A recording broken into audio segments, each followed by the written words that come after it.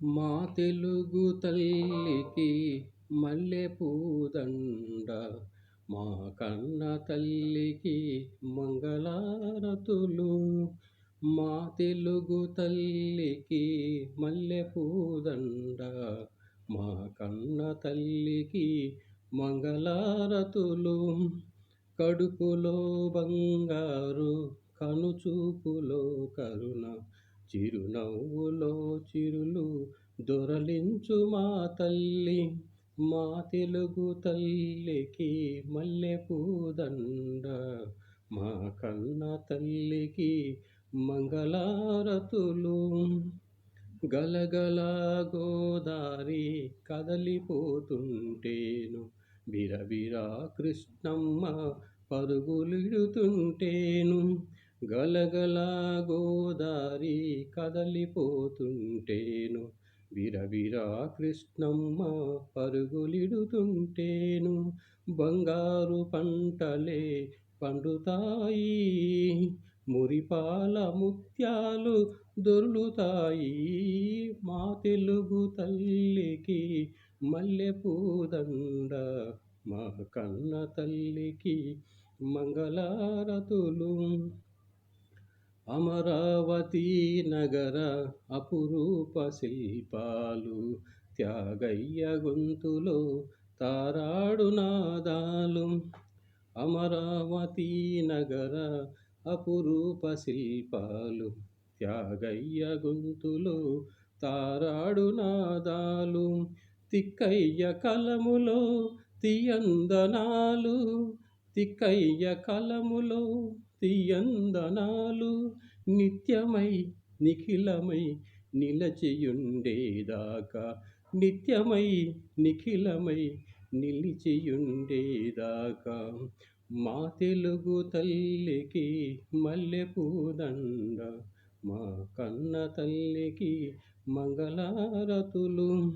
రుద్రమ్మ భుజశక్తి, మల్లమ్మ పతిభక్తి, తిమ్మరు సుధీయుక్తి, కృష్ణరాయని కీర్తి.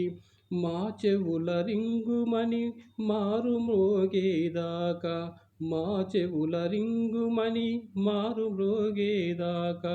నీ ఆటలే ఆడుతాం, నీ పాటలే పాడుతాం. జై తెలుగు తల్లి, జై తెలుగు తల్లి, జై తెలుగు తల్లి. ప్రియమైన విద్యార్థులకు శుభోదయం. నేను మీ డాక్టర్ చౌడం ఆదినారాయణ, తెలుగు అధ్యాపకులు, ప్రభుత్వ డిగ్రీ కళాశాల కదిరి. మరి ఆంధ్రప్రదేశ్ కళాశాల విద్యాశాఖ తలపెట్టినటువంటి ఈ ఆన్లైన్ క్లాసులను జరపాలనేటువంటి సంకల్పం చేత, అందుకు అనుగుణంగా మన కళాశాల ప్రిన్సిపల్ డాక్టర్ స్మిత మేడం గారి ఆధ్వర్యంలో ఈ ఆన్లైన్ క్లాసులు జరుపుతున్నామని మనందరికీ తెలిసినదే. దానికి సంతోషిస్తూ ఈ డిగ్రీ 2వ సంవత్సరం 3వ సెమిస్టర్ BA, BCom, BSc విద్యార్థులకు జనరల్ తెలుగుకి సంబంధించి వ్యక్తిత్వ వికాసం, ఈ గద్య భాగం నుంచి స్వీకరించడం జరిగింది. ఈ వ్యక్తిత్వ వికాసాన్ని ఆచార్య రాచపాలెం చంద్రశేఖర్ రెడ్డి గారు మనకు ఈ వ్యాసాన్ని అందించారు. విద్యార్థులారా, ఇది మనకు టెక్స్ట్ బుక్. ఇందులో మన పాఠ్యాంశాలన్నీ కూడా క్షుణ్ణంగా ఉంటాయి ఈ తెలుగు వాచకంలో. మరి వ్యక్తిత్వ వికాసం అంటే ఏంటి? ఊరికే బాగా అందంగా తయారయ్యి సూటు బూటు వేసుకొని బాగా అందంగా కనిపిస్తే సరిపోతుందా? దీని వ్యక్తిత్వ వికాసం అంటామా? మరి విద్యార్థులుగా మీరు తెలుసుకోవాల్సినటువంటి అంశాలు చాలా ఉన్నాయి. మనిషి శారీరకంగా, మానసికంగా ఎదుగుదలనే మనం వ్యక్తిత్వ వికాసం అంటాం. పైన అందంగా కనపడి లోపల బుద్ధి బాగలేకపోతే అది వ్యక్తిత్వ వికాసం కాదు. మనకు అందమైనటువంటి గులాబీ కనిపిస్తుంది. చూడటానికి చాలా అందంగా ఉంటుంది. కానీ గులాబీ అందంగా ఉంది కదా అని ఆ కొమ్మను పట్టుకుంటే ముళ్ళు గుచ్చుకొని మనకు రక్తం వస్తుంది. అలాగే అందమైనటువంటి ఆకారం ఉంటే సరిపోదు. బుద్ధి కూడా బాగుండాలి. ఆ బుద్ధి గులాబీ ముల్లులాగా ఉండకూడదు అని నేను చెప్పేది. కాబట్టి ఎంత అందమైన పుష్పమైనా అక్కడ ముళ్ళు గుచ్చుకుంటుంది. అలా ఉండదు. అలాంటి మన వ్యక్తిత్వాన్ని నిర్మాణాత్మకం చేసుకున్నప్పుడే మనకు వ్యక్తిత్వ వికాసం అనేది కలుగుతుంది. మరి ఈ వ్యక్తిత్వ వికాసం అనే పాఠ్యాంశాన్ని మా గురువుగారు ఆచార్య రాచపాలెం చంద్రశేఖర్ రెడ్డి గారు, ఆయన గురించి మనం తెలుసుకోవాల్సిన అవసరం ఎంతైనా ఉంది ఇవాళ. మా గురువుగారు అంటే నేను గొప్పలు చెప్పుకొని నేనేదో చెప్తున్నానని మీరు అనుకోకండి.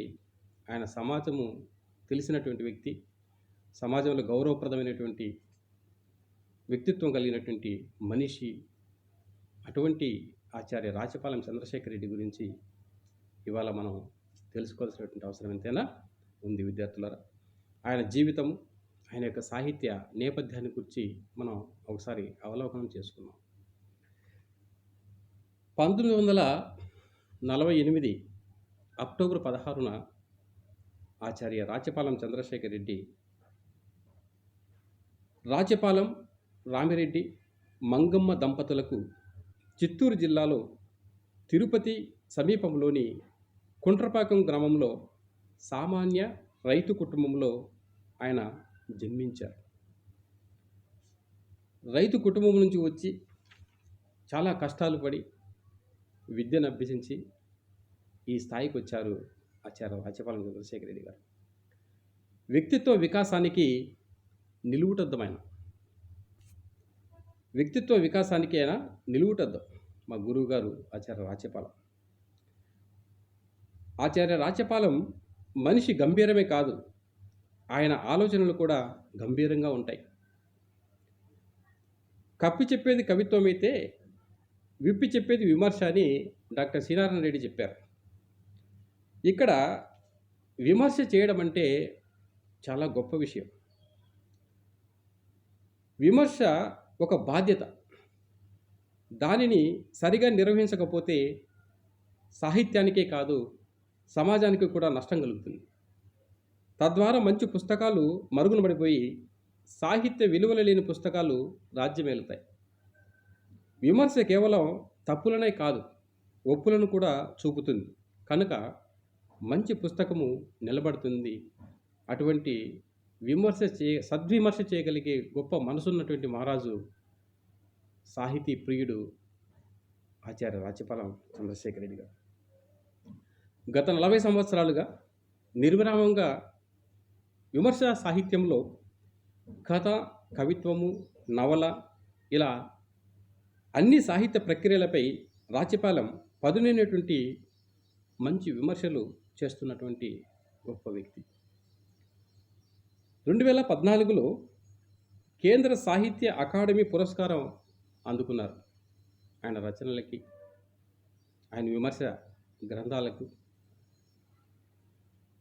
రాష్ట్ర ప్రభుత్వం, కేంద్ర ప్రభుత్వాలు సమున్నతమైనటువంటి గౌరవాన్ని ఆయనకు ఇచ్చాయి.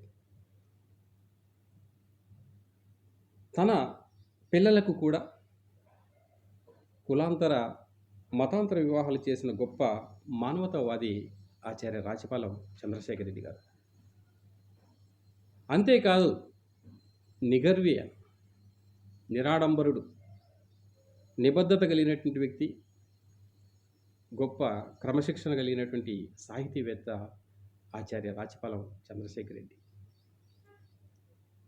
నేను పిహెచ్డి సార్ దగ్గర చేశాను కాబట్టి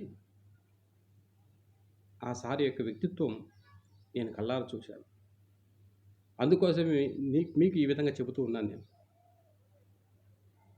యూనివర్సిటీ స్థాయిలో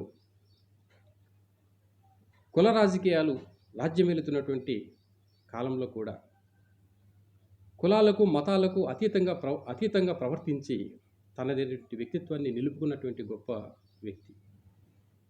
ప్రతిభకు పట్టం కట్టాలని ఆలోచించేటువంటి మనస్తత్వం కలిగినటువంటి వాడు ఆచార్య రాచపాలెం చంద్రశేఖర్ రెడ్డి గారు. ఆయన ఈ మానవ లోకాన్ని చవిచూసిన తర్వాత ఒక కమ్యూనిస్టు సిద్ధాంతాల్ని రూపుదిద్దుకొని గొప్ప వ్యక్తిత్వ వికాసానికి నాంది పలికారాయన. మరి అతని యొక్క జీవిత సాహిత్య నేపథ్యాన్ని మనం చూడాల్సినటువంటి ఆవశ్యకత ఎంతైనా ఉంది.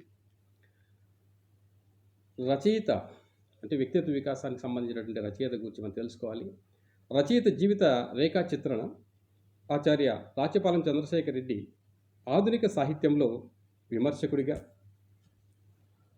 కవిగా సవ్యచాచిలా విజృంభించి అనేక రచనలు సాగిస్తున్నాడు.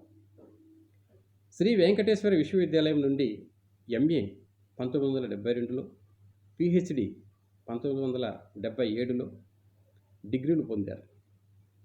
శ్రీ కృష్ణదేవరాయ విశ్వవిద్యాలయం తెలుగు శాఖలో దాదాపు 30 సంవత్సరాలు లెక్చరర్గా, రీడర్గా, ఆచార్యులుగా ఉద్యోగ విరమణ చేసి ప్రస్తుతము కడప యోగివేమన విశ్వవిద్యాలయం తెలుగు శాఖలో ఆచార్యులుగా ఉన్నారు.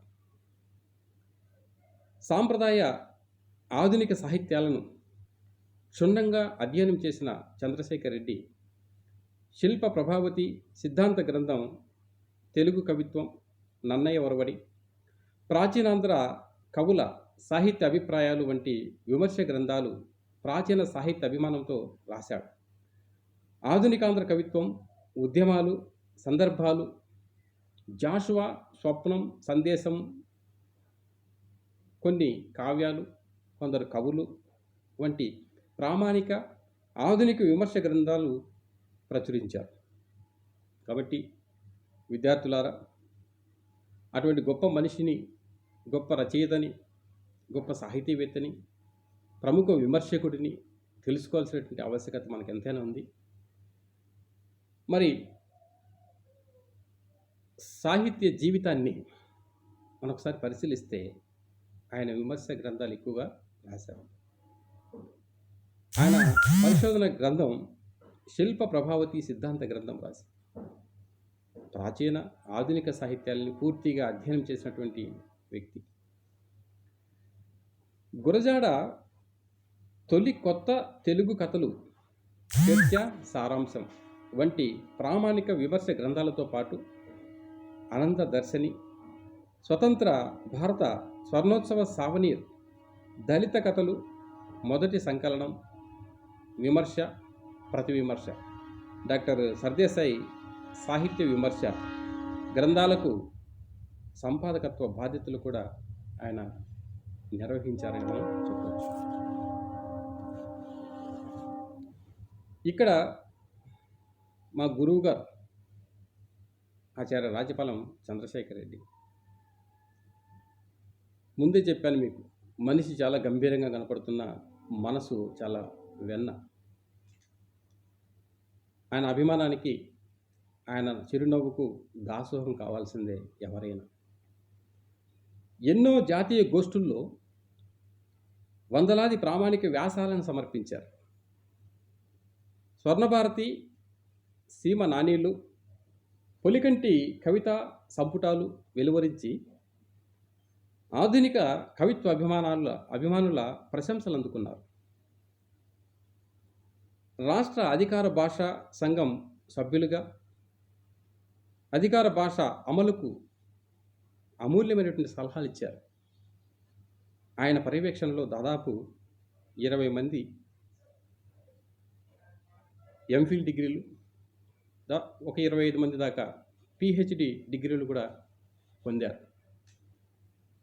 కాబట్టి ఆ పిహెచ్డి డిగ్రీలు పొంది 25 మందిలో నేను కూడా నేను అని చెప్పుకోవడానికి చాలా గర్వంగా ఉంది. వాళ్ళ ఆయన దగ్గర పిహెచ్డి చేయడం అంటే గొప్ప విషయం. సాహిత్య అభిమానాలు సున్నంగా చదివినటువంటి ఆయన దగ్గర మనం నేర్చుకోవాల్సినటువంటి అంశాలు చాలా ఉన్నాయి. కానీ అందుకోసం ఎన్నో సిద్ధాంత గ్రంథాలను పరిశీలించి వాటికి ఒక ప్రామాణిక విలువలు తెప్పించినటువంటి ఘనత ఆయనకే దక్కుతుంది. ఆధునిక సాహిత్యంలో ఎన్నో పిహెచ్డీలు తెప్పించాడు. నవల, కథ, నాటకాలు ఇలా అనేక ప్రక్రియలపైన పరిశోధనలు ఎక్కువగా చేయించారని చెప్పొచ్చు. మరి ఎంతోమంది సాహితీ ప్రియులు, ఎంతోమంది ఉద్దండ పండితుల దగ్గర కూడా ప్రశంసలు అందుకున్నటువంటి గొప్ప వ్యక్తి ఆయన.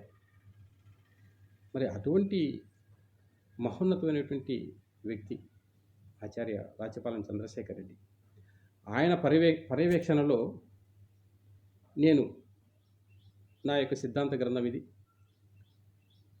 ఆనాటి కాలంలో తెలంగాణ,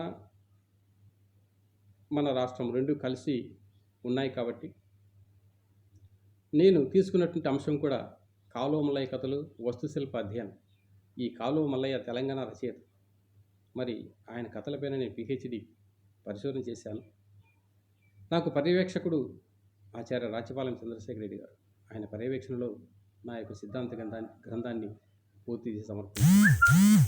మరి 2003 సంవత్సరంలోనే నేను ఈ యొక్క పుస్తకాన్ని రాశాను.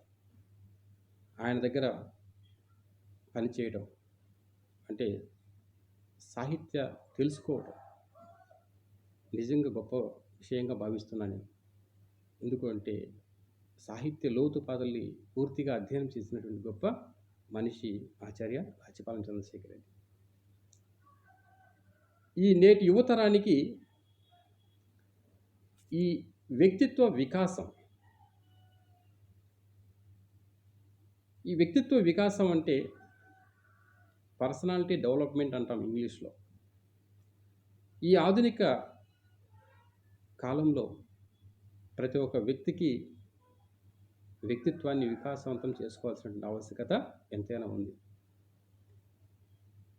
ఈ వ్యక్తిత్వ వికాసం ప్రబోధం అవసరాన్ని గురించి సరళమైనటువంటి శైలిలో ప్రముఖుల ఉల్లేఖనాలతో ఈ వ్యక్తిత్వ వికాసం అనే పాఠ్యాంశాన్ని ఆయన రచించారు. మనకు విద్యార్థుల్లో వ్యక్తిత్వ వికాసాన్ని పెంపొందించే ప్రయోజనాత్మక వ్యాసం ఇది.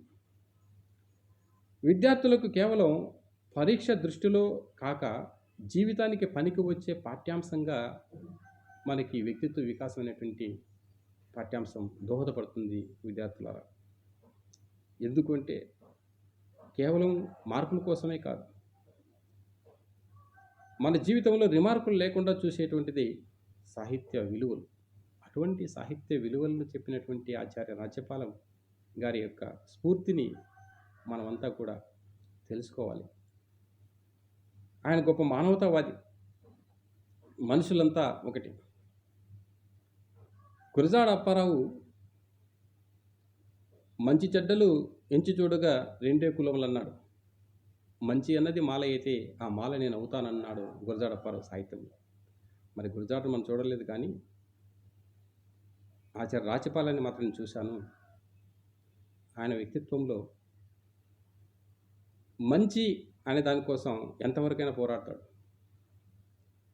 అందుకోసమే తన పిల్లల్ని కూడా కులాంతర మతాంతర వివాహాలు చేశాడు అంటే ఆయన ఇంకా మానవత్వానికి ఇంతకంటే ఉదాహరణ మనం చెప్పుకోవాల్సిన అవసరం లేదనుకుంటా. అటువంటి సమున్నతమైనటువంటి మానవత్వం కలిగినటువంటి వ్యక్తి తెలుగు సాహిత్యాన్ని సుసంపన్నం చేస్తున్నటువంటి గొప్ప సాహిత్య విమర్శకుడు ఆచార్య రాచపాలెం చంద్రశేఖర్ రెడ్డి అని తెలియజేస్తున్నాను విద్యార్థుల. మరి పాఠ్యాంశంలో ఏం చెప్పారు, మన వ్యక్తిత్వానికి ఏ విధంగా దోహదపడతాయి, మన వ్యక్తిత్వాన్ని ఎలా అభివృద్ధి చేసుకోవచ్చు, ఇటువంటి అంశాలన్నీ కూడా క్షుణ్ణంగా మన పాఠ్యాంశాలు మనకు కనపడతాయి. వాటిని పరిశీలిద్దాం. ప్రతి ఇంటికి ఒక చిరునామా ఉంటుంది చూడండి. అలాగే ప్రతి మనిషి చిరునామా అతని వ్యక్తిత్వం. కేవి రామిరెడ్డి దిక్సూచి అనే దానిలో తెలియజేశారు ఈ ఉల్లేఖనాలకు సంబంధించి. అంటే ప్రతి ఒక్క వ్యక్తికి ఒక చిరునామా అనేది ఉంటుంది. అలాగే ప్రతి మనిషికి ఉంటుంది చిరునామా. ఇక్కడ చిరునామా అంటే కేవలం మన యొక్క ఇంటి అడ్రస్ అని కాదు. మనం చదువుకొని భవిష్యత్తులో ఏం సాధించాము, నేను పలానా లెక్చరర్ని, పలానా కళాశాలలో పనిచేస్తున్నా, అది నీ చిరునామా. నేను ఒక బ్యాంకు ఉద్యోగిని, ఫలానా బ్యాంకులో పనిచేస్తున్నా, అది నీ చిరునామా. ఒక ఐఏఎస్ ఒక జిల్లాకు పనిచేస్తున్నా, ఇది. కాబట్టి వ్యక్తిత్వ వికాసాన్ని పెంపొందించేటువంటి చిరునామా, అది సామాన్యమైనటువంటి చిరునామా కాదు. అక్కడ అడ్రస్ని తెలుసుకోవడం అని కాదు. కాబట్టి మనిషికి కూడా ఒక వ్యక్తిత్వ చిరునామా ఉండాలి అని చెప్తాడు ఆయన. వ్యక్తిత్వం, వ్యక్తిత్వ వికాసం, ఈ మూడు ఒక త్రయం. పుట్టిన ప్రతి మనిషి ఒక వ్యక్తి. ప్రతి మనిషికి ఒక వ్యక్తిత్వం ఉంటుంది. దానిని నిరంతరం కాపాడుకుంటూ అభివృద్ధి పరుచుకుంటూ ఉండాలి. అప్పుడే వ్యక్తులు గొప్ప వ్యక్తులు అవుతారు, మనుషులు మనీషులు అవుతారు. చూడండి, ఇక్కడ మీకు ఇచ్చినటువంటి ఒక సింబల్, గుర్తు ఉంది. ఇక్కడ ఒక బొమ్మ ఉంది. ఈ బొమ్మలో 3 సోపానాల మెట్ల పైన మనుషులు నిలబడి ఉన్నారు. నేను చెప్పే అంశం ఏంటంటే, కింద ఉన్నటువంటి స్టెప్ పైన వ్యక్తి, 2వ స్టెప్ పైన వ్యక్తిత్వం, 3వ స్టెప్ పైన వికాసం, వ్యక్తిత్వ వికాసం. ఇలా అంచెలంచెలుగా మనిషి అభివృద్ధి అంటాడు అచ్చపన. అందుకే ఈ 3 ఒక త్రయం: వ్యక్తిత్వం, వ్యక్తిత్వ వికాసం. అందుకే ఆ సర్కిల్లో ముగ్గురిని కూర్చోబెట్టడం జరుగుతుంది. పుట్టిన ప్రతి మనిషి కూడా ఒక వ్యక్తి. అతనికంటూ ఒక వ్యక్తిత్వం ఉంటుంది. ఆ వ్యక్తిత్వాన్ని నిరంతరం కాపాడుకుంటూనే ఉండాలా అంటారు. ఏదో కొంతకాలం పాటు వ్యక్తిత్వం బాగుండి మరి కొంతకాలం చెడ్డ వ్యక్తిత్వాన్ని నింపుకొని ఉంటే అతను మనిషి ఎట్లా అవుతాడు? కాబట్టి ఎప్పటికైనా మన వ్యక్తిత్వాన్ని కోల్పోకుండా నిరంతరం దాన్ని కొనసాగించుకుంటూ అలా ముందుకెళ్ళినప్పుడే మనం గొప్ప మనుషులం అవుతాం. అందుకే మనీషి అన్నాడు. కాబట్టి మనీషులు అవుతారు అన్నాడు. కాబట్టి మనిషి నుంచి మనిషి అంటే ఉన్నతమైనటువంటి స్థానానికి వెళ్తాడు. అలా 3వ స్టెప్ మీదకి మనీషిగా మారిపోతాడు, వ్యక్తిత్వ వికాసం చెందుతాడని మనం చెప్పచ్చు. వ్యక్తిత్వం అంటే వ్యక్తి యొక్క తనం అని అర్థం, వ్యక్తి యొక్క స్వభావం అని సారాంశం. ఒక తల్లికి ఒక శిశువు పుట్టిన తర్వాత ఆ శిశువు తన ఇంటి నుంచి, తన చుట్టూ ఉన్న సామాజిక పరిస్థితుల నుంచి సంక్రమించిన కొన్ని లక్షణాలను తనలో నిలుపుకొని తన ప్రయత్నం ద్వారా మరికొన్ని విశిష్ట లక్షణాలను సంపాదించుకొని వాటిని సమన్వయించుకున్న మూర్తిమత్వమే వ్యక్తిత్వం. మనకు ఒక మిత్రుడు ఉన్నాడు. అతను ఎవరో ఇంకొక అతనికి లోబడిపోయి అతడు ఏమి చెబితే దానిని చేస్తుంటాడు.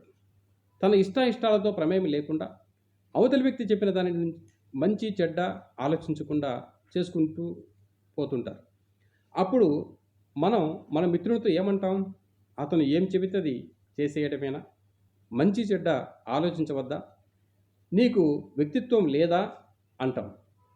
అంటే మన ఇష్టాలను ఇతరుల ఇష్టాల కోసం వదులుకుంటే వ్యక్తిత్వం లేకపోవడం అని అర్థం. అలాగే ఒక వ్యక్తి ఎవరి దగ్గరైనా డబ్బు తీసుకొని చేయరాని పని చేశాడనుకోండి, అప్పుడు కూడా డబ్బుకు అమ్ముడుపోతావా? నీకు వ్యక్తిత్వం లేదా అంటారు. ఇలాంటి ఉదాహరణలు చూసినప్పుడు వ్యక్తిత్వం అంటే వ్యక్తి సమూహం పట్ల ప్రతిస్పందించే తీరు అని స్థూలంగా మనం చెప్పుకోవచ్చు. మన చుట్టూ ఉన్న సమాజంలో మనం ఏర్పరచుకునే ఆరోగ్యకరమైన సంబంధమే మన వ్యక్తిత్వం. సాటి వ్యక్తుల పట్ల మనం ప్రవర్తించే తీరు, మన ప్రవర్తనే మన వ్యక్తిత్వం. జన్మనిచ్చిన తల్లిదండ్రుల నుంచి విభిన్న సామాజిక రంగాల్లోని మనుషుల పట్ల మనం ప్రవర్తించే తీరు మన వ్యక్తిత్వం. మనం ఒక మనిషిగా పుట్టి మనిషిగా పెరగడానికి, మనిషిగా ఎదగడానికి వేదిక అయిన సమాజం పట్ల మనకుండే సంబంధమే మన వ్యక్తిత్వం. ఈ వ్యక్తిత్వం నిరంతరం వికాసం పొందుతూ ఉండాలి. మనిషి ఎదుగుతున్న కొలది మనిషి వ్యక్తిత్వము ఎదగాలి. వయసు పెరుగుతున్న కొలది వ్యక్తిత్వం పరిపక్వం చెందుతూ రావాలి. ప్రతి మనిషి నిన్నటికన్నా నేడు, నేటికన్నా రేపు గొప్ప వ్యక్తిగా రూపొందాలి. నిన్న సగం మంచి లక్షణాలు, మంచి గుణాలు, సగం చెడ్డ గుణాలు కలిసి ఉన్న వ్యక్తి నేడు 40% చెడ్డ గుణాలు, 60% మంచి గుణాలు గల వ్యక్తిగా మారాలి. అలా క్రమంగా చెడ్డ గుణాల శాతం తగ్గిపోయి మంచి గుణాల సమాహారంగా మనిషి నిలబడాలి. ఇది వ్యక్తిత్వ వికాసం. కాబట్టి విద్యార్థులారా, ఈ యొక్క పేరాలో మనం అర్థం చేసుకోవాల్సినటువంటి అంశం. వ్యక్తిత్వ వికాసానికి పెంపొందించేటువంటి అంశాలు ఏవైతే ఉన్నాయో వాటిని మనం గుర్తుపెట్టుకోవాలి. రచయితను ఏం చెప్పాడు? ఓ పరిశీలన చేసుకోవాలి. కాబట్టి వ్యక్తిత్వం అంటే వ్యక్తి యొక్క తనం అని సాధారణంగా అతని యొక్క స్వభావం అని చెప్పి సారాంశం. కాబట్టి ఒక తల్లికి ఒక శిశువు పుట్టిన తర్వాత ఆ శిశువు తన ఇంటి నుంచి తన చుట్టూ ఉన్నటువంటి సామాజిక పరిస్థితుల నుంచి సంక్రమించే కొన్ని లక్షణాలు ఉంటాయి.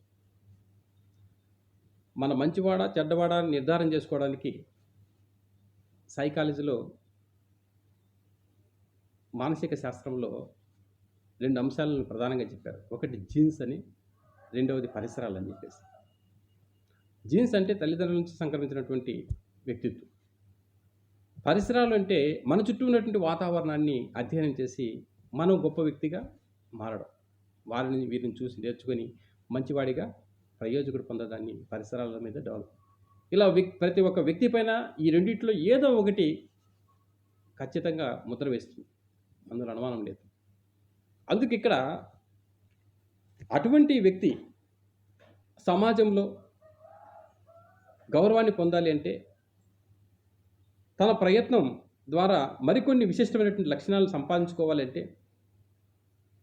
మన యొక్క వ్యక్తిత్వం ఇతరులకు లోబడకూడదు అని చెప్పచ్చు.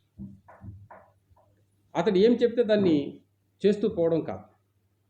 ఇష్టాయిష్టాలతో ప్రమేయం లేకుండా అవతలి వ్యక్తి చెప్పినటువంటి దాన్ని మనం మంచి చెడ్డ ఆలోచించకుండా చేసుకుంటూ పోకూడదు. కానీ మనకు మిత్రులు ఉండవచ్చు, వారు ఏం చెప్తే అది చేసేయకూడదు.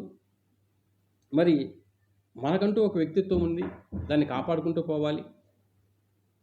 అది ఎప్పుడు నిరంతరం కొనసాగిస్తూ ఉండాలి వ్యక్తిత్వాన్ని. అంతేకాని ఏదో డబ్బు కమ్ముడు పోయి చేయరాని పనులు చేయడమో, మన వ్యక్తిత్వాన్ని చంపుకొని మిత్రుని కోసం పని చేయడమో, ఇలా చేస్తే మనకు వ్యక్తిత్వము నిలబడదు. మన వ్యక్తిత్వం అతనంతే అలాగే ఉంటాడు అనడమే వ్యక్తిత్వం. అందుకోసమే వ్యక్తిత్వాన్ని మనం నిరంతరం కాపాడుకుంటూ ఉండాలి. మన చుట్టూ ఉన్నటువంటి సమాజం పట్ల మనం ఏర్పరచుకున్నటువంటి ఆరోగ్యకరమైనటువంటి సంబంధం. కళాశాలలో విద్యార్థులు ఒక 100 మంది కూర్చున్నటువంటి క్లాసులో మనము కూర్చొని విద్యార్థులతో మీరంతా మాట్లాడుతూ ఉన్నప్పుడు నువ్వు ఎలాంటి వాడువో మిగతా విద్యార్థులు నిర్ధారణ చేస్తారు. మనం మాట్లాడేటువంటి మాటను బట్టి, మన యొక్క ప్రవర్తన తీరును బట్టి మన యొక్క వ్యక్తిత్వం బయటపడుతుంది. 10 మందికి ఇష్టపడేటట్లుగా మన యొక్క వ్యక్తిత్వం నిర్మాణాత్మకం కావాలి. ఆరోగ్యకరమైనటువంటి సంబంధం కావాలి. ఇప్పుడున్నటువంటి పరిస్థితుల్లో ఒక అబ్బాయి వీళ్ళ అమ్మాయితో మాట్లాడుతుంటే ఏదో అనుకోవడం. అతను ఏం మాట్లాడుతున్నాడు? మంచి మాట్లాడుతున్నాడా లేకపోతే చెడు మాట్లాడుతున్నాడా? అతని సంబంధాలు ఎలా ఉన్నాయి? అందరికీ నచ్చేటట్లుగా మాట్లాడుతున్నాడా లేదా? ఇవన్నీ మనం విద్యార్థులుగా మీరు గుర్తించాలి. మనం మంచిగా మాట్లాడితే మన చుట్టూ నలుగురు మనల్ని అభిమానిస్తారు. అలా అభిమానించినప్పుడే మనకు గొప్ప వ్యక్తిత్వం ఉన్నట్లు. అలా కాకుండా మనం ఎలా పడితే అలా వ్యక్తిత్వాన్ని నిర్మాణం చేసుకున్నట్లయితే జీవితంలో మనకు వ్యక్తిత్వము వికాసము కాదు. కాబట్టి ప్రతి ఒక్క వ్యక్తి పుట్టుకతో మంచోడు చెడ్డోడుగా ఉండడు. మనం పెరిగి పెద్దవాడై ఆ పరిసరాలను బట్టి మన ప్రవర్తన తీరును బట్టి మన వ్యక్తిత్వం రూపుదిద్దుకుంటుంది. అది మన చేతుల్లో పని. కాబట్టి మంచి లక్షణాలు ఉంటాయి, చెడు లక్షణాలు ఉంటాయి. చెడ్డ లక్షణాల శాతం తగ్గించుకుంటూ మంచి లక్షణాల శాతం పెంచుకుంటూ పోయినప్పుడే మన వ్యక్తిత్వం వికాసవంతం అవుతుంది విద్యార్థులారా. కాబట్టి చెడ్డ గుణాలు తగ్గిపోయి మంచి గుణాలు పెరుగుతూ రావాలి రోజు రోజుకు. నిన్నటి కంటే నేడు, నేటి కంటే రేపు, అలా ఎల్లుండి, ఇలా గొప్పగా మన యొక్క లక్షణాలు వ్యక్తిత్వ వికాసం పెరుగుతూ ఉండాలి. అలా మంచి లక్షణాల శాతం పెరిగిపోతే అదే వ్యక్తిత్వ వికాసం అని మనం చెప్పవచ్చు. ఏ ఏ అంశాలు మన వ్యక్తిత్వ వికాసానికి తోడ్పడవో, ఏ ఏ అంశాలు తోడ్పడతాయో తెలుసుకోవాలి. మన వ్యక్తిత్వ వికాసానికి మన కులం కానీ, మన మతం కానీ, మన ఆర్థిక పరిస్థితి కానీ, మన పదవి కానీ కొలమానాలు కావు. కోట్ల ఆస్తులు కూడబెట్టుకుని ఎవరికీ చిన్న సహాయం చేయని వాళ్ళకన్నా అడుక్కొచ్చిన అన్నాన్ని ఇతరులకు పంచి తినే బిచ్చగాడు గొప్ప వ్యక్తి. పెద్ద పదవిలో ఉంటూ ఎవరికీ ఏమి మేలు చేయని అధికారి కన్నా చిన్న పదవిలో ఉంటూ తనకు చేతనైన రీతిలో సామాన్యులకు సహాయం చేసే వ్యక్తి నిస్సందేహంగా గొప్ప వ్యక్తి. అందువల్ల వ్యక్తిత్వానికి కుల, మత, ధనాది అంశాలకు సంబంధం లేదు. వ్యక్తిత్వం వీటన్నిటికీ అతీతమైంది, ఉన్నతమైంది. కులమతాదులు వ్యక్తికి గుర్తులు తప్ప వ్యక్తిత్వానికి గుర్తులు కావు. మనం వార్తల్లో వింటుంటాం, చదువుతూ ఉంటాం.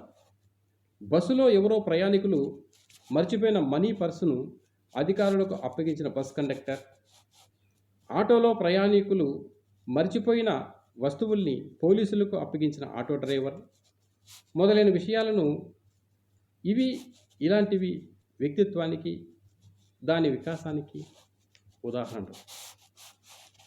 ఇక్కడ మన యొక్క జీవితంలో ఎదుగుదలలో ఏ అంశాలు మన వ్యక్తిత్వానికి దోహదం చేస్తాయి, ఏ అంశాలు మన వ్యక్తిత్వానికి దోహదం చేయవు, ఇటువంటి అంశాలు మనం విద్యార్థులుగా మీరు గుర్తుపెట్టుకోవాలి. ఒక గొప్ప వ్యక్తి కావాలి, గొప్ప వ్యక్తిగా ఎదగాలనుకునేటప్పుడు వికాసానికి అతని కులం కానీ, మతం కానీ, ఆర్థిక పరిస్థితులు కానీ ఇవేవి కూడా సాటిరావు.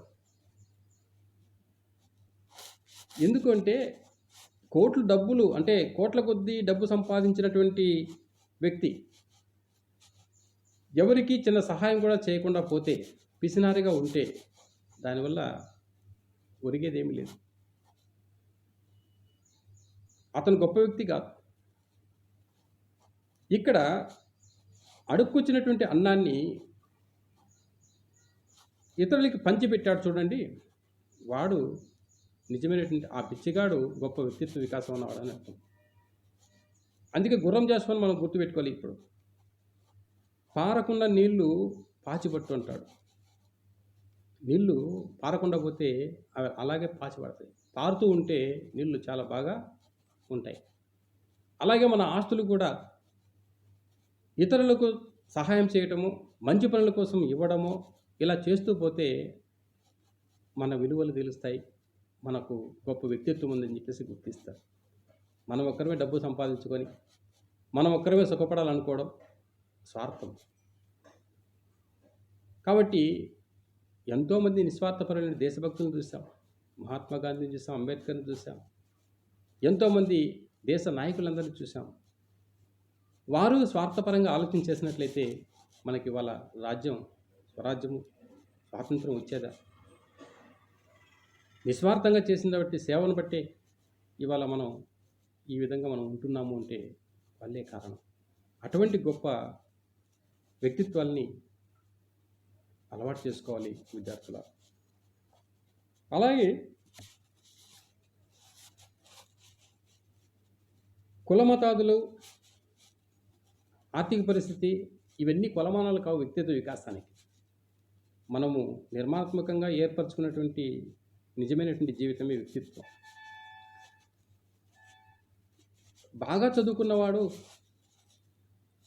మంచి వ్యక్తిత్వం ఉంటుందని చెప్పేసి అనుకోవడం కూడా మూర్ఖత్వమే. ఏమి చదువుకోలేని వాడు గొప్ప సంస్కారవంతుడుగా ఉన్నాడు అనుకోవడం కూడా సంతోషం. ఎందుకు అంటే అది చదువు లేకపోయినా సంస్కారం ఉంటుంది. అటువంటి సంస్కారం అతని వ్యక్తిత్వాన్ని నిలబెడతాయి. బాగా చదువుకున్నవాడు మూర్ఖుడుగా మారే అవకాశాలు కూడా ఉన్నాయి. ఎందుకంటే విజ్ఞానం వేరు, ఆలోచన దృక్పథం వేరు. పుస్తకాలు చదివితే ఎవరైనా సంపాదిస్తారు, కానీ మన వ్యక్తిత్వాన్ని వికాసం చేసుకోవడానికి ఆలోచన ధోరణులు ఏవైతే ఉన్నాయో వాటిని మన నిజ జీవితంలోకి అన్వయించుకోవడం ఏదైతే ఉందో అప్పుడు తప్పు చేస్తారు. కాబట్టి ఆ అన్వయించుకోవడం అనేది జీవితంలోకి ముఖ్య లక్షణం. మనం వార్తల్లో వింటాం, పేపర్లో చదువుతూ ఉంటాం. ఉదాహరణలు ఇక్కడ ఆచార్య రాచపాలెం గారు మనకు చెప్పారు. బస్సులో ఎవరో ప్రయాణికులు మర్చిపోయినటువంటి మనీ పర్సును అధికారులకు అప్పగించినటువంటి కండక్టర్. ఆ డబ్బు ఉంది అని చెప్పేసి అతనే దాన్ని కొట్టేసి ఆ డబ్బును ఆయనే అనుభవించి ఉంటే అతని వ్యక్తిత్వం గొప్పది ఎలా అవుతుంది? అధికారాలు అప్పగించాడనేటువంటి విషయం నిజాయితీకి నిదర్శనం. అప్పుడే ఆయన యొక్క గొప్ప వ్యక్తిత్వ వికాసం ఉందని. అలాగే ఒక ఆటో డ్రైవరు ఎవరో ఆటోలో కూర్చున్నటువంటి ఒక మహిళ ఏదో ఆ పర్సు పోగొట్టుకొని పోతే తిరిగి మళ్ళీ ఆమెకి అప్పగించడము, లేకపోతే పోలీసులకు అప్పగించడము జరిగితే that is the dignity of labour. నిజమైనటువంటి వ్యక్తిత్వ వికాసానికి అతను చదువుకోకపోయినా సంస్కారవంతంగా ఆలోచన చేసి తన యొక్క వ్యక్తిత్వాన్ని నిలుపుకున్నాడు. అతడు నిజమైనటువంటి వ్యక్తిత్వ వికాసానికి ఉదాహరణ మనం చెప్పుకోవచ్చు. కాబట్టి విద్యార్థులను ఇవన్నీ గమనించాలి మనం. ఏవి వ్యక్తిత్వానికి వికాసానికి తోడ్పడతాయో, ఇటువంటి అంశాలు మనకు దోహదపడతాయో మనం తెలుసుకోవాలి. వ్యక్తి తాను నివసిస్తున్న సమాజంలో బతకడం ఎలాగా అన్నది వ్యక్తిత్వ వికాసంలో మొదటి అంశం. అంటే సమాజంలో అనేక మంది వ్యక్తులు ఉన్నప్పుడు వాళ్ళతో కలిసి తాను జీవించటం వ్యక్తిత్వ వికాసంలో మొదటి మెట్టు. కోట్లాడుతూ చికాకు పడుతూ ఎవరితోనూ కలవకుండా బతకడం కన్నా స్నేహంతో ఇతరుల మనస్తత్వాలతో సర్దుకుంటూ నాగరికంగా సామరస్యంగా బతకడం గొప్ప వ్యక్తిత్వానికి నిదర్శనం. ఇక్కడే బతకడం వేరు, బతికిపోవడం వేరు అని గుర్తుపెట్టుకోవాలి. బతకడం అంటే నలుగురితో కలిసి బతకడం, ఎలా బతకాలో అలా బతకడం. బతికిపోవడం అంటే నలుగురితో కలిసి నడవని బతుకు అని అర్థం. ఎలాగో అలాగా బతికిపోవడం మంచి వ్యక్తిత్వ లక్షణం కాదు. కాబట్టి విద్యార్థులారా, జీవితంలో ఎందుకంటే మనం పుస్తకాలు చదువుతాం, పుస్తకాలు చదివినంత మాత్రాన పూర్తిగా జ్ఞానం ఆస్వాదించి మనకు బాగా వ్యక్తిత్వం వస్తుందని అనుకోలేం. జీవితాన్ని చదవాలి. పుస్తకాలు చదవడం వేరు, జీవితాన్ని చదవడం వేరు. ఆ పుస్తకాలు ఉన్నటువంటి విషయాల్ని జీవితంలోకి అన్వయించుకోవడం వేరు. అలా అన్వయించుకున్నప్పుడే మంచి విషయాలు మన వ్యక్తిత్వానికి దోహదపడతాయి.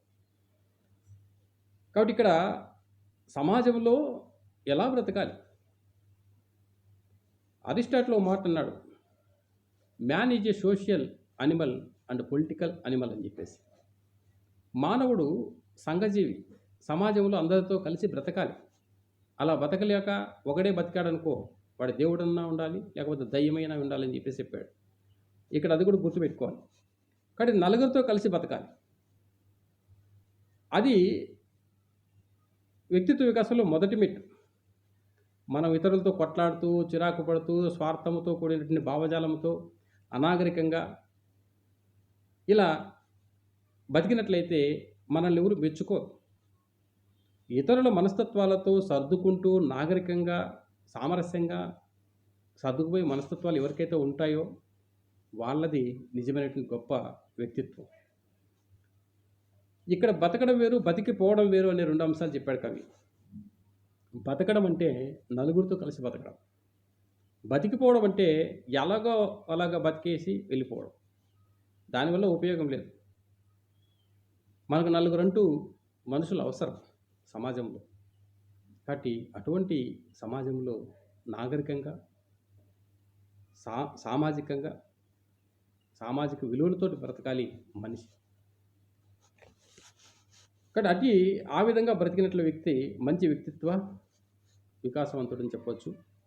ఎలాగో అలాగా బతికిపోతే అతను గొప్ప వ్యక్తిత్వం ఉన్నటువంటి లక్షణం ఉన్నటువంటి వ్యక్తి కాదు. జీవితము ఎప్పుడూ సవాళ్ళమయం. నిద్ర లేచింది మొదలు మళ్ళీ పడుకునేదాకా, ఇంట్లోంచి కాలు బయటికి పెట్టింది మొదలు తిరిగి ఇంటికి వచ్చిన దాకా మనిషికి ఎన్నో సవాళ్ళు ఎదురవుతాయి. సవాళ్లకు సమాధానం చెప్పడం, వాటిని ఎదుర్కొని పరిష్కరించుకోవడం గొప్ప వ్యక్తిత్వం. వాటికి భయపడి పలాయనం చిత్తగించకూడదు. అందుకే జీవితాన్ని సమరంతో పోలుస్తారు. ఈ సమరంలో ప్రతి మనిషి యోధుడే. యోధుడంటే కొట్లాడేవాడని కాకుండా జీవితంలో ఎదురయ్యే ఒడిదుడుకులను పరిష్కరించుకున్నవాడని అర్థం చేసుకోవాలి. నేను మరణించుచున్నాను, ఇటు నశించు నా కొరకు చెమ్మగిల్ల నయనంబు లేదు అనడం కాదు. చట్టాపట్టాలు వేసుకొని దేశస్థులంతా మెలగవలెనోయ్ అని జ్ఞానం కలిగి ఉండడం గొప్ప వ్యక్తిత్వం. కానీ మన వ్యక్తిత్వ వికాసానికి ఎటువంటి అంశాలు మనకు తోడ్పడతాయి, ఎటువంటి అంశాలు మనకు తోడ్పడవు అనే అంశాల పట్ల మనం ఇప్పుడు మాట్లాడుకుంటున్నాం. ఇక్కడ జీవితం ఎప్పుడు కూడా సవాళ్ళమయం. నిద్ర లేచింది మొదలు మళ్ళీ పడుకునేదాకా. దినదిన గండం నూరేళ్ళ ఆయుస్సు అన్నారు పెద్దలు, ఊరక చెప్పల. మన జీవన పోరాటంలో, జీవన ప్రయాణంలో మన యొక్క జీవితం కోసం ఎన్నో అగసాట్లు కష్టాలు పడక తప్పదు. కాబట్టి బయట కాలు పెట్టింది మొదలు మళ్ళీ ఇంట్లోకి వచ్చేంత వరకు కూడా గండాలు కష్టాలు ఎదుర్కొని రావాల్సినటువంటి అవసరం ఉంది. అందుకే జీవితాన్ని సమరంతో పోల్చాడు కవి. సమరం ఒక యుద్ధం లాంటిది. మరి ఆ సవాళ్లకు సమాధానం చెప్పడం, వాటిని ఎదుర్కొని పరిష్కరించుకోవడం గొప్ప వ్యక్తిత్వం.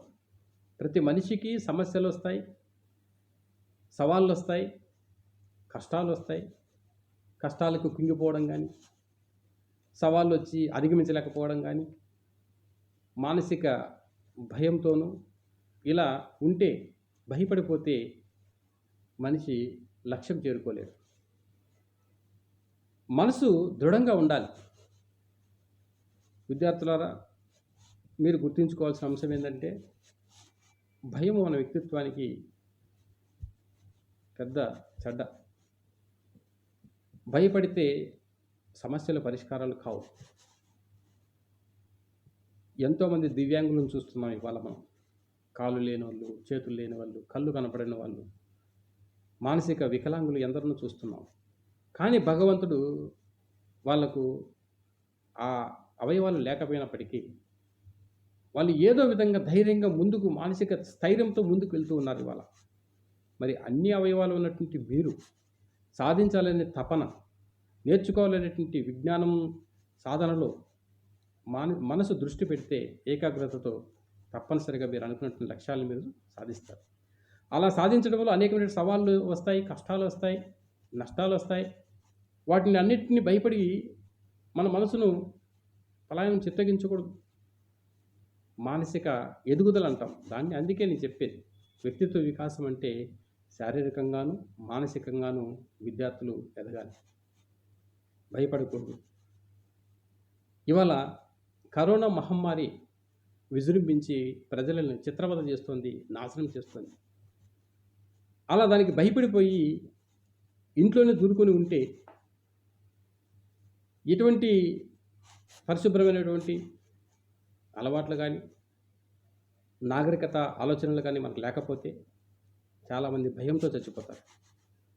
భయపడకుండా ఆ సమస్య పరిష్కారానికి తగు మార్గాలను ఎంచుకొని తద్వారా ముందుకు వెళ్ళినట్లయితే ఖచ్చితంగా ఈ కరోనా మహమ్మారిని జయిస్తారు. అంతేగాని కరోనా వచ్చిందని చెప్పేసి భయపడిపోయి మానసికంగా కుంగిపోయి, బాగా చదువుకున్న వాళ్ళు, అంతా బాగా ఉన్నవాళ్ళు కూడా ఇవాళ కొంతమంది మానసికంగా బలహీనులై చనిపోవడం జరుగుతుంది ఇవాళ. కాబట్టి అందుకోసమే రచయిత ఇక్కడ మనకు చెప్తోంది, మన మనసు ఎప్పుడూ కూడా దృఢంగా ఉండాలి, ఆత్మవిశ్వాసంతో మనం బ్రతకాలి. అంతేగాని పలాయనం చిత్తగించకూడదు. సమస్యలు వస్తాయి, నాకు ఇన్ని సమస్యలు పెట్టాడు భగవంతుడు, నాకే పెట్టాడు ఈ కష్టాలన్నీ అని భగవంతుని నిందిస్తుంటాం. ఆ భగవంతుడు కూడా నీవు ఆ కష్టాల్ని జయిస్తావు, అనుభవించి ఫలితాన్ని సాధిస్తావని నీకు పరీక్ష పెడతాడు.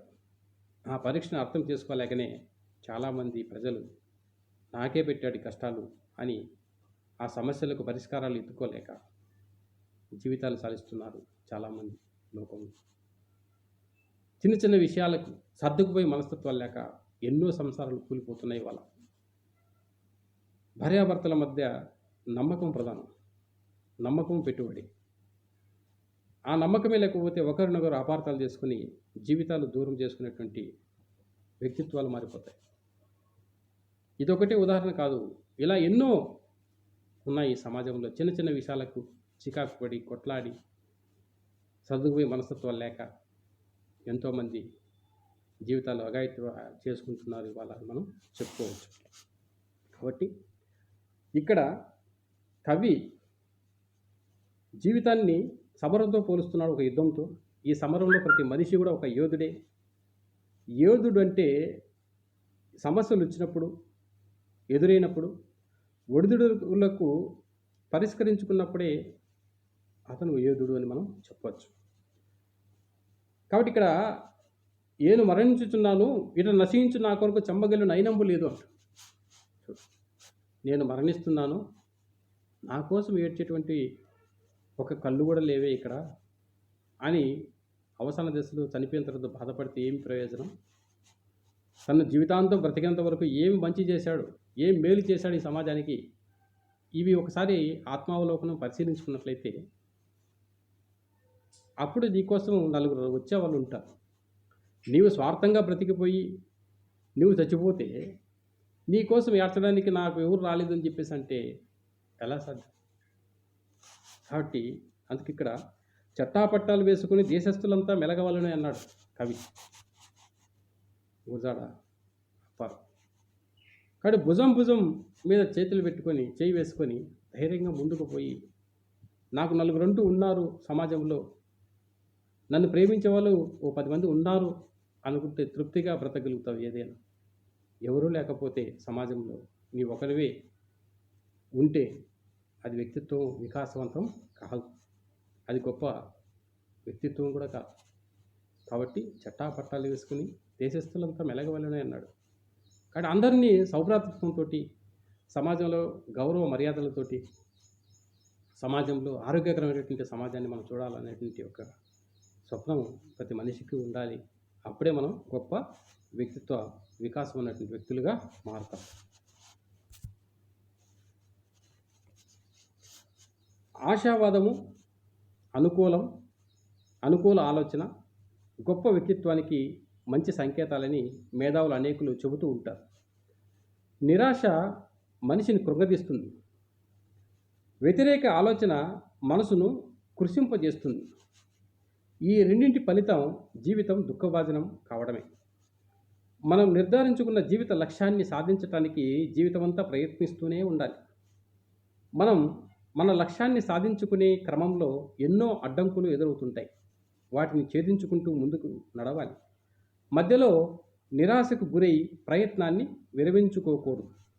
నెల్సన్ మండేలాను ఎవరైనా ఆదర్శంగా పెట్టుకోవచ్చు. శ్వేత జాతీయులు చూపే వివక్షను నిర్మూలించే ఉద్యమంలో ఆయన జీవితం అంతా గడిచిపోయింది.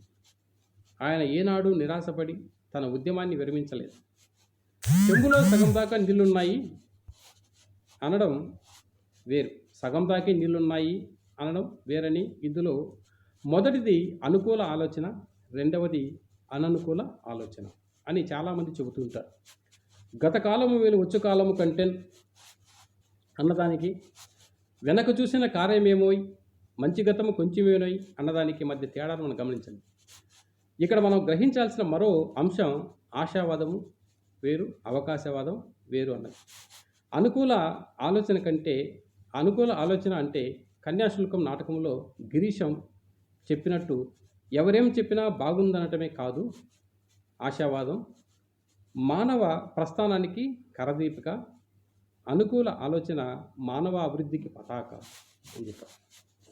విద్యార్థులారా, ఇక్కడ మన వ్యక్తిత్వ వికాసానికి ఏ అంశాలు తోడ్పడుతున్నాయో అనేటువంటి అంశం పట్ల రచయిత ఆచార్య రాజ్యపాలెం గారు మనకు స్పష్టమైనటువంటి తన అభిప్రాయాలను చెబుతూ ఉన్నాడు. ఇక్కడ ఆశావాదము, అనుకూల ఆలోచన గొప్ప వ్యక్తిత్వానికి మంచి సంకేతాలు అని మేధావులు చెబుతూ ఉంటారు.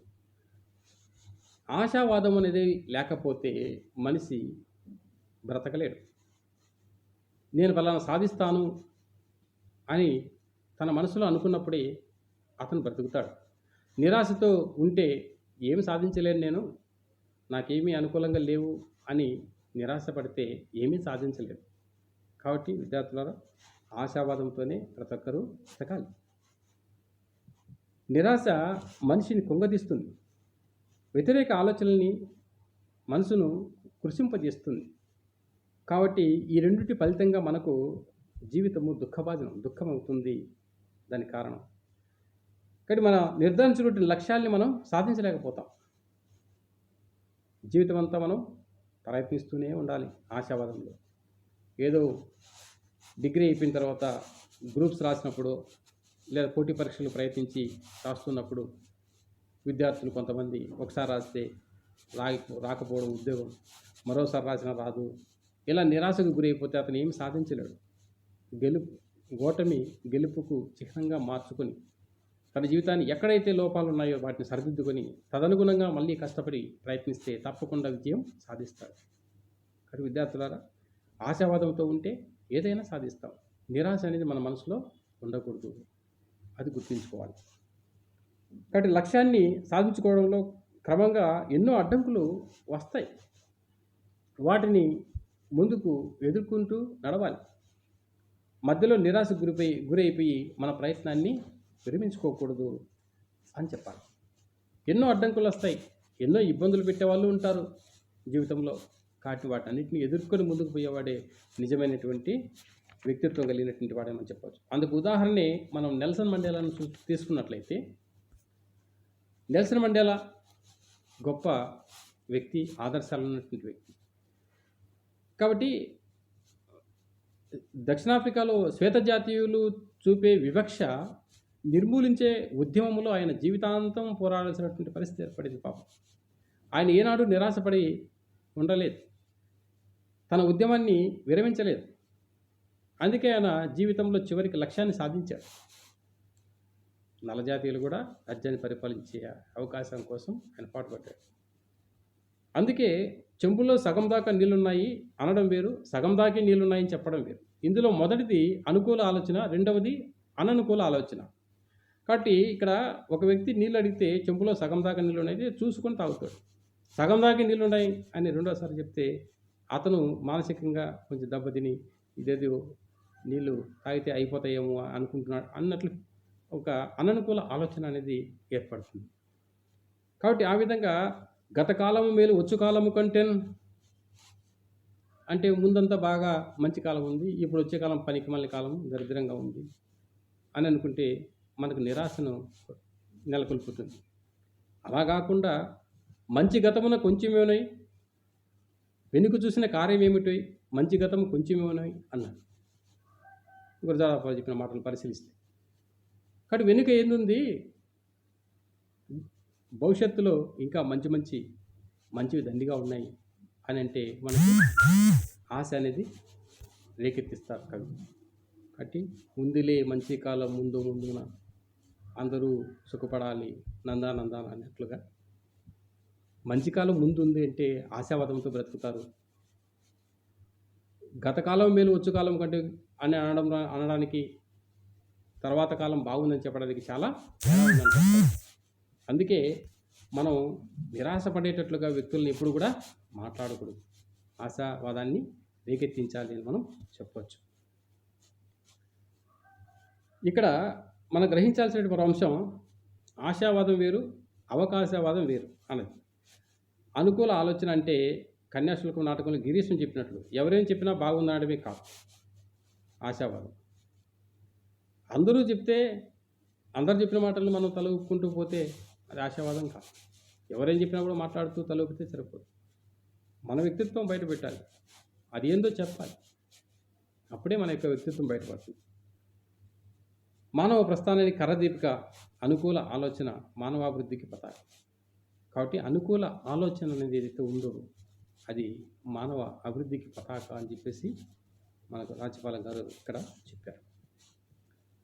2 గుణాలు నిరంతరం మనల్ని ప్రభావితం చేస్తూ ఉంటాయి. అవి పరనింద, ఆత్మవిమర్శ. ఏదైనా ఒక సంఘటన జరిగినప్పుడు దానికి సంబంధించి నెపం అవతలి వారి మీద నెట్టేయడం పరనింద. దానికి నేనెంతవరకు బాధ్యునవుతున్నానో అని ఆలోచించటం ఆత్మవిమర్శ. పరనింద కన్నా ఆత్మవిమర్శ మన వ్యక్తిత్వం వికసించడానికి బాగా దోహదపడుతుంది. మనల్ని మనం ప్రక్షాళన చేసుకోవడానికి ఆత్మవిమర్శ సహాయపడుతుంది. పరనింద వద్దన్నంత మాత్రాన దేనిని ప్రశ్నించకూడదని అర్థం కాదు. ప్రశ్నించవలసిన దానినే ప్రశ్నించాలి. ఊరక నిందలు వేస్తుండడం, అసమర్థుల ఆక్రందన, ఇది వ్యక్తిత్వ వికాసానికి సహాయపడదు. కానీ విద్యార్థులారా, ఇక్కడ వ్యక్తిత్వ వికాసానికి ఇంకా ఏమేమి అంశాలు తోడ్పడుతున్నాయి అనేటువంటి విషయాల పట్ల మనం గుర్తించినట్లయితే, ఇక్కడ 2 గుణాలు నిరంతరం మనల్ని ప్రభావితం చేసేటువంటి అంశాలుగా చెప్తున్నాడు కవి. అవి ఒకటి పరనింద, రెండవది ఆత్మవిమర్శ. ఏదైనా ఒక సంఘటన జరిగినప్పుడు ఆ తప్పును తన మీద వేసుకోకుండా ఇతరులపైన నెట్టివేయడం అనేది అది పరనింద అవుతుంది. ఆ సమస్యల పట్ల నేనింతవరకు బాధ్యుణ్ణి అని చెప్పుకున్నప్పుడు అది ఆత్మవిమర్శ అవుతుంది. మన మనసులోనే ఉంటాయి 2 విషయాలు. ఒకసారి చెడ్డగా ఆలోచన చేయొచ్చు, ఒక్కోసారి మంచిగా ఆలోచన చేయొచ్చు. కాబట్టి మన మెదడు ఎలా చెబితే అలా ఆలోచన చేస్తుంటాం, కానీ అమలుపరచడంలో విఫలం అవుతూ ఉంటారు చాలామంది. కాబట్టి నేనెంతవరకు బాధ్యుని ఆలోచన చేసినట్లయితే అది ఆత్మవిమర్శ అవుతుంది. ఈ పరనింద కన్నా ఆత్మవిమర్శ అనేది మన వ్యక్తిత్వ వికాసానికి చాలా దోహదపడుతుంది అని చెప్పవచ్చు. మనల్ని మనం ప్రక్షాళన చేసుకోవడానికి ఈ ఆత్మవిమర్శ సహాయపడుతుంది. కాబట్టి బయట చెప్పేది వేరుగా ఉంటుంది, లోపల అనుకునేది ఇంకొక రకంగా ఉంటుంది. మాట్లాడించే మాటల్లో కృత్రిమత్వం ఉంటుంది కొంతమంది, అభిమానంతో మాట్లాడించే వాళ్ళు కొంతమంది ఉంటారు.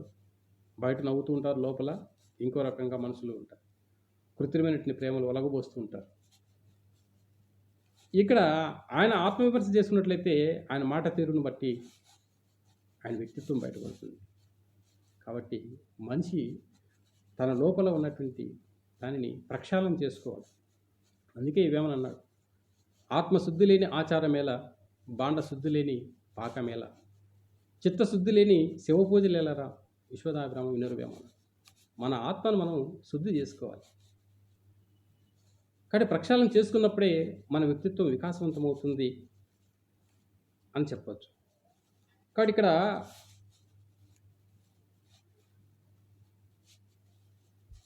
ప్రశ్నించవద్దన్నంత మాత్రాన ఏది ప్రశ్నించకూడదని కాదు, ప్రశ్నించాల్సిన దాన్ని ప్రశ్నించాలి. అంతేగాని ఊరకని నిందలు వేయడం, అసమర్థుల ఆక్రందనని మనం చెబుతూ ఉన్నాడు కవి. అది మన వ్యక్తిత్వ వికాసానికి సహాయపడదు అని చెప్పవచ్చు. తార్కికత వ్యక్తిత్వ వికాసానికి బలమైన టానిక్. ఎవడేం చెప్పినా వెంటనే ఆమోదించేయడం లేదా వెంటనే తిరస్కరించేయడం తొందరపాటు అవుతుంది. దేనిని విన్నా, దేనిని చూచినా, దేనిని చదివినా, వినిన దానిని, చూచిన దానిని, చదివిన దానిని జాగ్రత్తగా తర్కించి అందులోని అనుకూల అననుకూల అంశాలను విశ్లేషించుకొని చివరికి దానిని గురించి ఒక నిర్ణయానికి రావాలి. గొర్రెదాటు మనస్తత్వం మంచిది కాదు. సుమతి శతకం ఇలా చెబుతుంది, వినదగును ఎవరు చెప్పినా వినినంతనే వేగపడక వివరింపదగును, కని కల్లా నిజము తెలిసిన మనుజుడెపు నీతిమంతుడు మహిళ సుమతి అన్నాడు. ఎవడు దేనిని తర్కించకుండా ఉంటే భూమి బలపరుపుగా ఉందనే ఆలోచన మారేది కాదు. ఎవరూ తర్కించకుండా ఉంటే చైతన్యం ముందు పదార్థం తర్వాత అనే సిద్ధాంతం పోయి పదార్థం ముందు చైతన్యం తర్వాత అనే సిద్ధాంతం పుట్టేది కాదు. ఎందుకు అనే ప్రశ్న పుట్టుక మానవ విజ్ఞాన చరిత్రలో ఒక పెద్ద విప్లవం. అందువల్ల ప్రతి వ్యక్తి ఏ అంశాలలోనైనా ఏది, ఎందుకు, ఎప్పుడు, ఎవరు అంటూ తర్కించుకోవటం అవసరం. అప్పుడే మన వ్యక్తిత్వం శాస్త్రీయమవుతుంది. కాబట్టి విద్యార్థులారా, ఇక్కడ వ్యక్తిత్వ వికాసానికి దోహదపడే అంశాల్లో తార్కికత వ్యక్తిత్వ వికాసానికి బలమైన టానిక్ అని చెప్పేసి అన్నాడు రాజపాలెం గారు.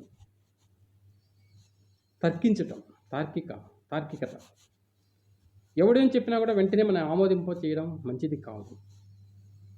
అందరూ చెప్పిన మాటల్ని మనం స్వీకరించాల్సిన అవసరము లేదు. గుగ్గులు తింటావా బస్సు అన్నట్టు తలకాయ తిప్పేది, గుండ్రాలు తింటావా అంటే తలకాయ తిప్పేది, ఇది మంచి మనస్తత్వం కాదు. ఖండించేటువంటి మనస్తత్వం ఉండాలి. చెడ్డ గుణాల పట్ల స్పందించి ఖండించేటువంటి మనస్తత్వం కూడా వ్యక్తికి అలవాటు కావాలి. అన్నిటికీ తల ఒప్పుకుంటూ పోతే నాగరిక సమాజంలో తప్పు చేసిన వాడు అవుతాం. కాబట్టి తర్కించడం అనేది నేర్చుకోవాలి. వెంటనే చేయడం, వెంటనే చెప్పిన దానికి తిరస్కరించటం తొందరపడి చేయకూడదు. దేనిని విన్నా, దేన్ని చూసినా, దేన్ని చదివినా కూడా విన్న దానిని, చూసిన దాన్ని, చదివిన దానిని జాగ్రత్తగా అవలోకించి, తర్కించి అందులో ఉన్నటువంటి అనుకూల ఆలోచనల, అననుకూల ఆలోచన ఏదైతే ఉందో ఆ అంశాలని విశ్లేషించుకుని విచక్షణ జ్ఞానంతో పరిశీలించి ఒక నిర్ణయానికి వచ్చి అప్పుడు చెప్పాలి. అంతేగాని ఎవరేం చెప్పినా ఊకొట్టి మనస్తత్వం అది గొర్రెదాటి మనస్తత్వం అవుతుంది. అలా ఊకొట్టకూడదు అని సుమతి శతకంలో చెప్పాడు కవి బదినమాసుడు. కాబట్టి వినదగును ఎవరు చెప్పిన వినినంతనే వేగపడక వివరింపదగును కనీ కల్లా నిజము తెలిసిన మనుషుడెప్పో నీతిమంతుడు మహిళ సుమతి అని చెప్పాడు. కాబట్టి ఎవరేం చెప్పినా కూడా విని ఊకొట్టు పోకూడదు. మనకు వివేకం ఉండాలి, ఏది మంచి ఏది చెడు అని ఆలోచన చేసే జ్ఞానం ఉండాలి అంటాడు. అలా తెలుసుకొని మాట్లాడాలా అని సుమతి శతకం చెబుతోంది. మనం అలా ఆలోచన చేసి మాట్లాడితే మంచిది. అలా తర్కించకుండా ఉంటే చైతన్యం ముందు పదార్థం తర్వాత అని సిద్ధాంతం పోయి పదార్థం ముందు చైతన్యం తర్వాత అని సిద్ధాంతాలు పుట్టేది కాదు. కాబట్టి ఎందుకు అనే ప్రశ్న పుట్టుక మానవ విజ్ఞాన చేతుల్లో పెద్ద విప్లవం అన్నాడు.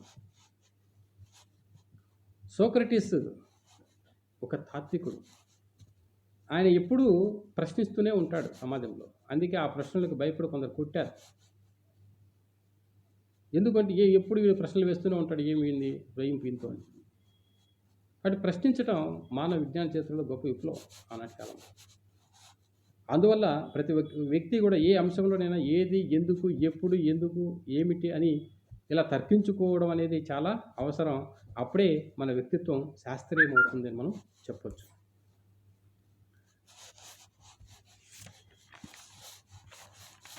విద్యార్థులారా, ఈ వ్యక్తిత్వ వికాసం ఆచార్య రాచపాలెం చంద్రశేఖర్ రెడ్డి గారు చెప్పినటువంటి కొన్ని అంశాలని, వ్యక్తిత్వ వికాసానికి ఏ అంశాలు తోడ్పడతాయో కొన్ని విషయాలని ఇవాళ క్లాసులో మనం చూసాము, వాటిని చర్చించుకున్నాము. ఇది మొదటి భాగంగా పరిగణించి రెండవ భాగంలో మళ్ళీ వ్యక్తిత్వ వికాసం తెలుసుకున్నాం. విద్యార్థులారా, థ్యాంక్ యూ, కృతజ్ఞతలు. Thank you.